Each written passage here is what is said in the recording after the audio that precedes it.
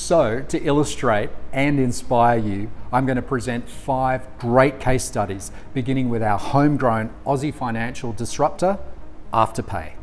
Afterpay is Australia's most spectacular global growth story of 2020.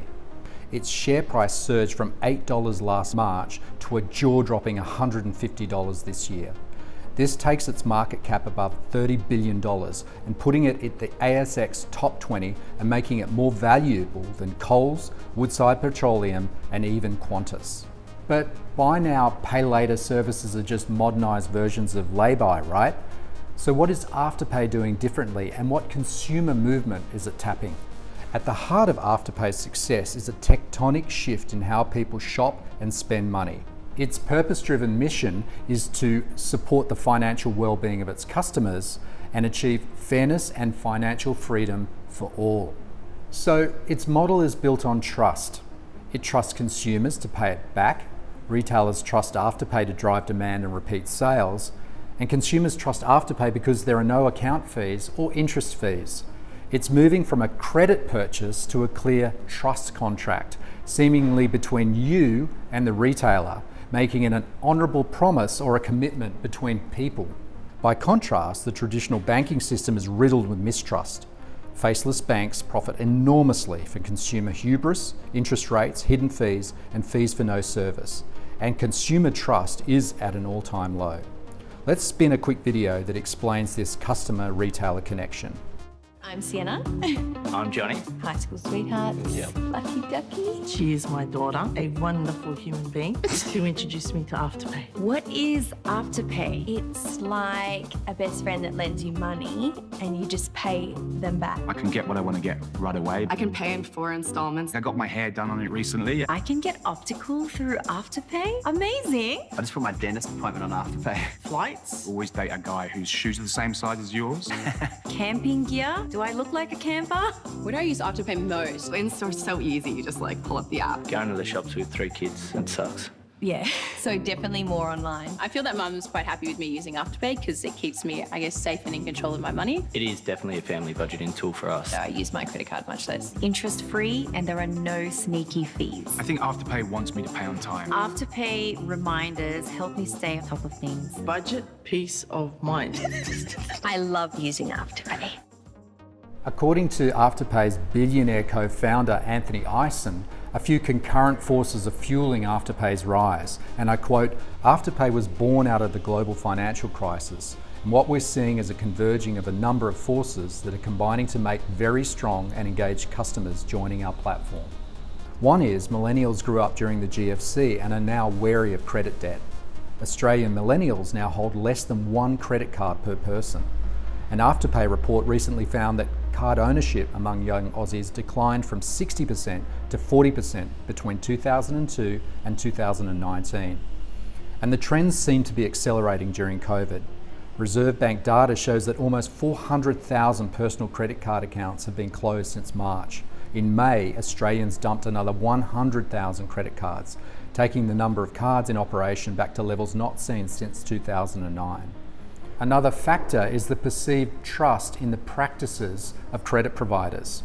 The 2019 Banking Royal Commission revealed that unethical behaviour is rife in the finance sector, eroding trust in the bigger banks and pointing out exploitative practices. And despite official interest rates being close to zero, standard credit card rates are still well above 20%. Then in 2020 along came COVID and JobKeeper, triggering a flight to online shopping and a surge in Afterpay's users. As consumers became more budget conscious, the idea of paying off purchases in instalments became even more appealing, giving a sense of financial control. To use Afterpay, you must be over 18 and have a debit or credit card. You can set up your account instantly in store or online at checkout. You split your purchase into 4 equal fortnightly instalments. If you miss a payment, you can't use Afterpay again until you settle your account.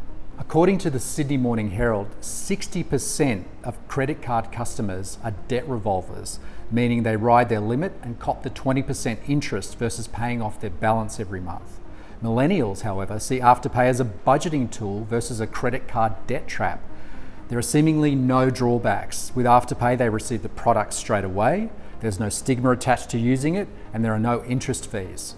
As Anthony Eisen remarks, could you honestly imagine a traditional credit card company stopping you from buying anything else or going deeper into debt because you missed a single payment? This all sounds incredibly wonderful, but how does it make money?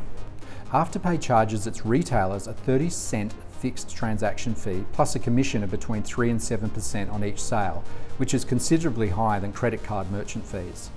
But what retailers spend in fees, they hope to make up in increased sales. Afterpay claims to generate on average 14 million referrals to merchants per month from its global customer base and app platform. Many retailers see order sizes jump after offering Afterpay, as much as 20 to 50%. Afterpay also claims its customers spend more per transaction and over their lifetime, and they come back more often, creating a real relationship. Critics say Afterpay encourages impulse buying and normalises debt. According to ASIC, more than half of buy now, pay later users are spending more than they otherwise would, and 1 in 6 have become overdrawn, delayed on other bill payments, or even borrowed money to cover BNPL debts. According to Choice, 2 in 5 people who buy through buy now, pay later schemes are low income earners and financially vulnerable, making these products a risky choice for them. As Choice says, although it may be framed as a modern twist on traditional lay-by, it's really another form of credit. The flip side for the shopper is the danger of overspending, overcommitting, and spiraling debt. Whichever way you look at it, Afterpay is onto something and reshaping the way a whole generation shops. Afterpay was founded by Nick Molnar and Anthony Eisen in 2014, and the platform launched to market in mid-2015. In 2016, the company was listed on the Australian Stock Exchange at a price of $1 per share. By 2018, Afterpay was processing $2 billion in sales with over 2 million customers. In 2019, Afterpay expanded into the US and UK markets. It now has a staggering 6 million customers in the US and over 11 million globally. In the 2020 financial year, Afterpay processed $11 billion in retail sales and doubled revenue to $519 million. In October 2020, Afterpay announced it would soon offer banking services to its 3.2 million Aussie customers via a deal with Westpac, sending shares to a new high of $100. Staying true to its vision and mission, Afterpay says that the Westpac deal will help it support financial well-being of customers to get them off the debt cycle. And in February, Afterpay shares were trading at a whopping $150, buoyed by massive stimulus announcements in the US and the central banks declaring interest rates will be held super low until 2024. Is Afterpay and the buy now, pay later sector a bubble or a transformational new force in financial services that's only just starting to popularise? By 2030, millennials will earn 2 out of every $3. They're turning to fintechs over traditional banking institutions, particularly those with a strong sense of purpose and more palatable credit propositions. Globally, we're seeing a seismic structural shift away from cash towards digital wallets and a cultural shift away from credit, with millennials only wanting to spend the money that they already have or can foreseeably budget. Afterpay's success could put a huge dent in global credit card spending, which was set to surge to $45 trillion by 2023. And given us Aussies are actually world leaders in credit card usage and debt, which hit a record of $150 billion in 2019, Afterpay is a bit of a Robin Hood, if you like. The big question is, how fat will it get while it delivers fairness for all?